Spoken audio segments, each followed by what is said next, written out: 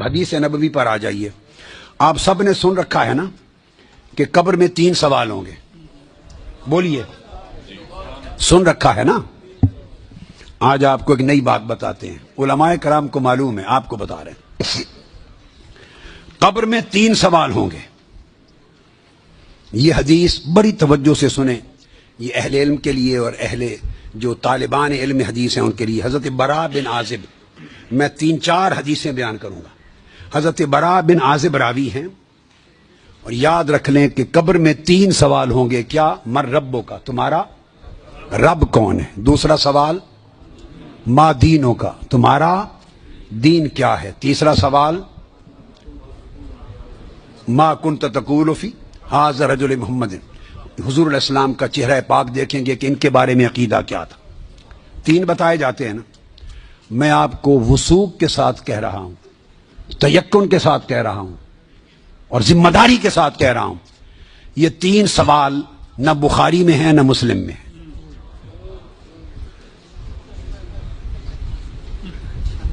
یہ 3 سوال نہ صحیح بخاری میں ہیں، سب سے بڑی کتب حدیث کی کون سی ہیں؟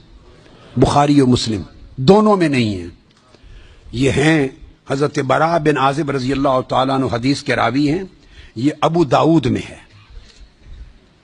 اور دیگر کتب میں ہیں، جو صحیح بخاری مسلم کے بعد نچلے درجے کی کتابیں ان کے بعد۔ تو سنن ابی داؤد میں ہے، مسند احمد بن حنبل میں ہے۔ اس میں فرمایا کہ جب آپ میت کو دفنا دیتے ہیں اور اس کے بعد پھر فرشتے آتے ہیں، میں مختصر کر رہا ہوں تاکہ زیادہ چیزیں بیان ہو سکیں، وہ آ کے پوچھتے ہیں یا ھذا من ربک، اے بول تمہارا رب کون ہے؟ ما دینک، تمہارا دین کیا ہے؟ وما نبیک، اور تمہارا نبی کون ہے؟ پھر آگے جو مسلمان مومن ہے وہ جواب دیتا ہے۔ یہ حدیث براء بن عازب راوی ہیں اور دیگر کتب سے ہے، مگر میں آپ کو بتا رہا ہوں نہ بخاری میں نہ مسلم میں، ان سے نچلے درجے کی کتب حدیث صحاح میں اور دیگر کتب میں ہیں۔ سمجھ گئے بات؟ اس کا حوالہ دے دیا میں نے آپ کو۔ اب آپ آ جائیے بخاری اور مسلم کیا کہتی ہے۔ صحیح بخاری اور صحیح مسلم وہ بتاتی ہے کہ قبر میں ایک ہی سوال ہوگا۔ میں 3 سوال مانتا ہوں، میرے بارے میں کوئی نیا عقیدہ نہ سمجھ لیں اپنا، میں 3 مانتا ہوں، مگر میں بتا رہا ہوں کہ یہ 3 سوال نہ صحیح بخاری میں ہیں نہ مسلم میں ہیں، صحیحین سے نچلے درجے کی کتابوں میں ہیں، سنن ابی داؤد اور دیگر کتب میں۔ امام بخاری نے 3 سوالوں کی روایت نہیں بیان کی، امام مسلم نے 3 سوالوں کی حدیث کو روایت نہیں کیا۔ وہ کیا کہتے ہیں؟ امام بخاری اور امام مسلم سے بڑا امام تو حدیث میں کوئی نہیں، بولیے۔ وہ کہتے ہیں ایک ہی سوال ہوگا۔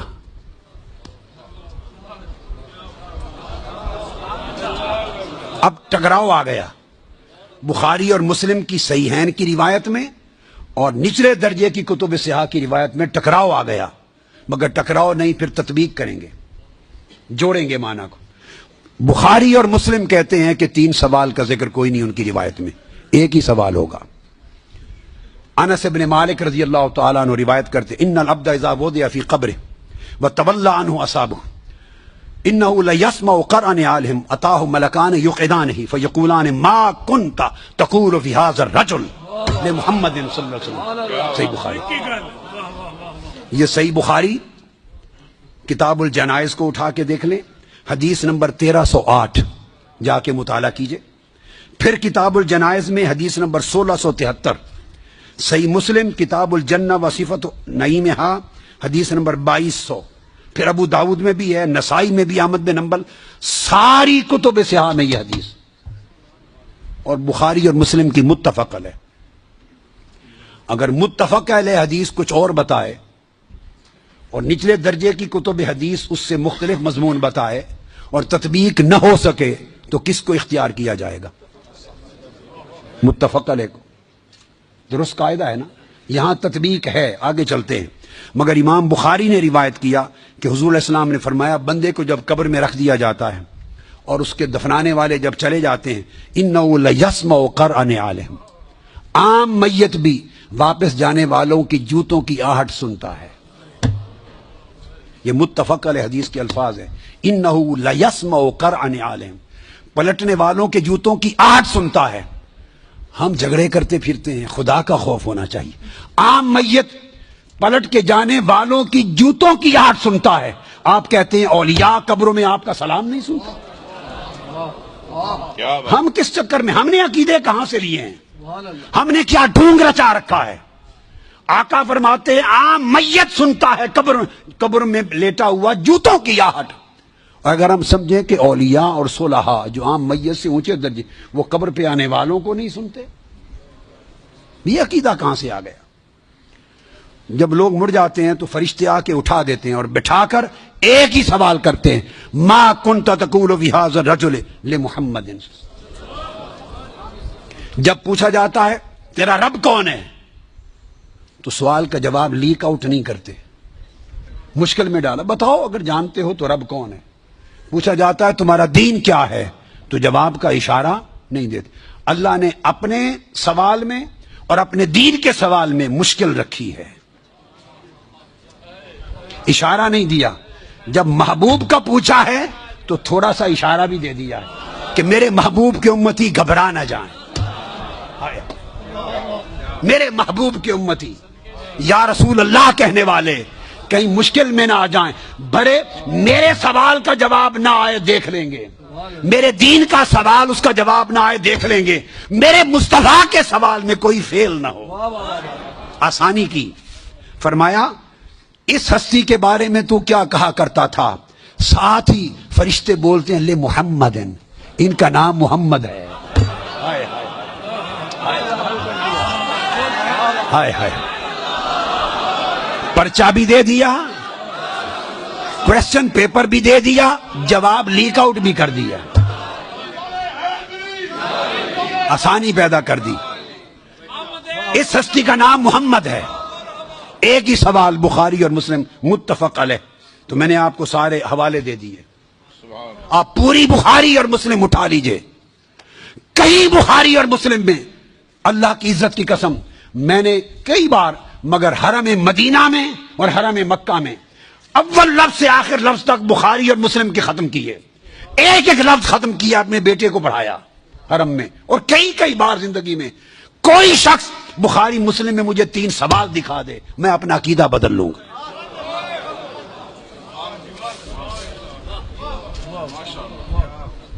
بخاری اور مسلم ایک ہی سوال بتاتی ہے, اس ہستی کے بارے میں کیا کہا کرتا تھا, اور ان کا نام محمد ہے صلی اللہ علیہ وسلم. اب ایک نقطہ اور دیکھیے, وہاں سادہ سوال ہے تمہارا رب کون ہے, تمہارا دین کیا ہے, مگر جب یہ سوال ایک ہی ہے, اس میں پوچھا ما کنت تقول, کانا یکون جب مضارع پر آتا ہے تو ماضی استمراری کا فائدہ دیتا ہے.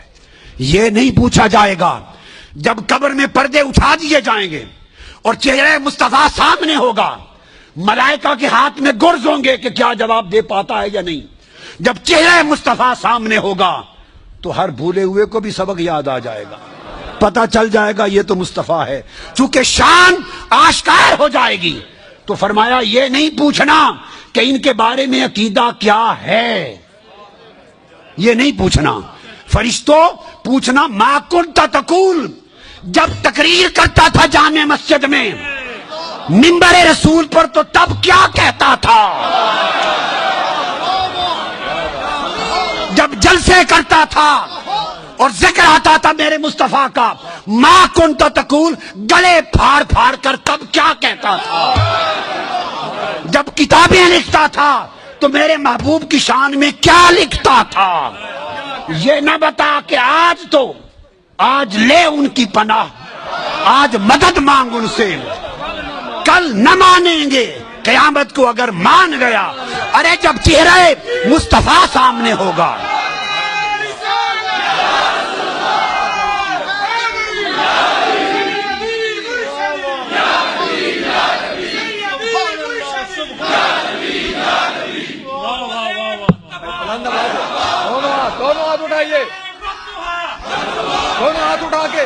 دونوں ہاتھ اٹھا کے سیدی و مرشدی, ارے سیدی و مرشدی. تو فرمایا یہاں تو جب کوئی اور شے نظر نہیں آئے گی سوائے 2 فرشتوں کے جو پوچھ رہے ہیں, اور چہرہ مصطفیٰ سامنے ہوگا تو پھر تو سب عقیدے کی سمجھ آنی ہے، پھر کیسے انکار کرو گے؟ پھر تو سب سیدھے ہو جائیں گے۔ فرمایا آج کا سیدھا ہونا قبول نہیں ہے، آج پہچان لو قبول نہیں ہے۔ بتا وہ زندگی بھر کیا کہتا، کیا کہا کرتا تھا؟ ما کنت تقول، تقریریں کرتے ہوئے حضور کی شان گول کر کے آگے گزر جاتا تھا یا رک کے کھول کھول کے بیان کرتا تھا؟ جب شان مصطفیٰ، عظمت مصطفیٰ، رفعت مصطفیٰ، مقام مصطفیٰ، جب حضور کی شانوں کا، آپ کے رخسار کا، میرے محبوب کے گھیسلوں کا، میرے محبوب کے چال چلن کا، میرے مٹھن کا، میرے محبوب کے حسن کا، جمال کا، کمال کا، عظمت کا جب تذکرہ آتا تھا تو تیرا چہرہ کھل اٹھتا تھا یا مروڑ آ جاتے تھے؟